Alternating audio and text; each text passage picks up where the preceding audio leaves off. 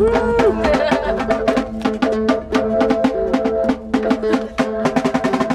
of course, I'm very supportive of up-and-coming filmmakers. The thing that I say to anybody who wants to be a filmmaker is that they're really lucky, because now is the best time to be an up-and-coming filmmaker, because it's cheaper to make a movie now than it's ever been. I mean, this movie, like I said, we had to get, I mean, we needed hundreds of thousands of dollars to make this movie.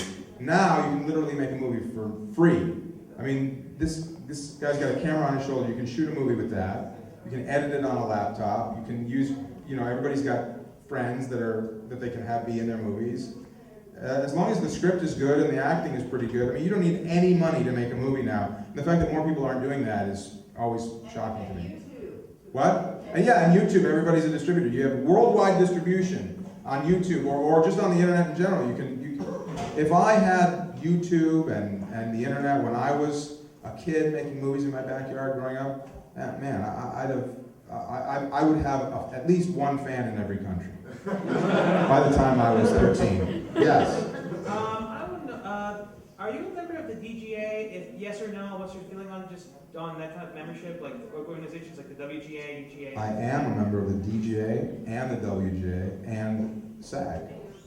And they have all been very, it's kind of tough not to be, I know there are certain directors that have extricated themselves from the DGA, but it's kind of hard to be a Hollywood writer if you're not in the WGA, and it's impossible to be an actor in Hollywood if you're not in SAG. And I have no problem with, for the most part, with what the guilds offer, and they've protected me in many instances through my career.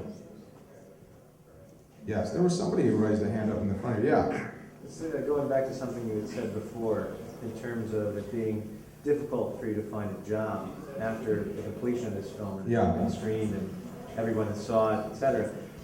I mean, I'm just curious. So, I mean, with that in mind, any regrets or any feelings of anything you would have done differently? Do you have any feeling about that at all now? Just in life?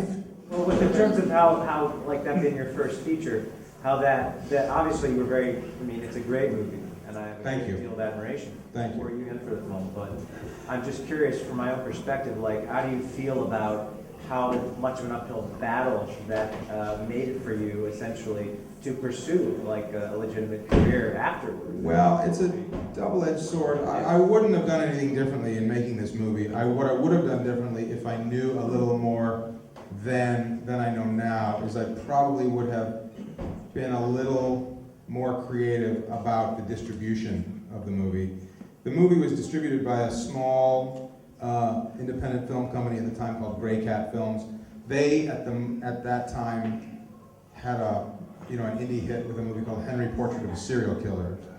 So I was really excited to be involved with that, And they were cool, and they got the movie, and they wanted to, do a good job with it. But I would have been a little more hands-on myself. Of course, keep in mind there was no internet back then, so there's so many creative ways to promote yourself or your wares now with the internet. I mean, at that time there was, if you wanted people to know to show up to a screening, you Xeroxed flyers. You know what I mean? It was a different world. So I can't say I would have done anything different. I just wish there were more tools at my disposal then, and I wish I knew a little more of what I know now then. But I can't say I have regrets per se. In terms of promotion, in terms of visibility. Yeah. Okay. Yeah. I might have, in showing it to some of the powers that be, I might have presented it to them differently.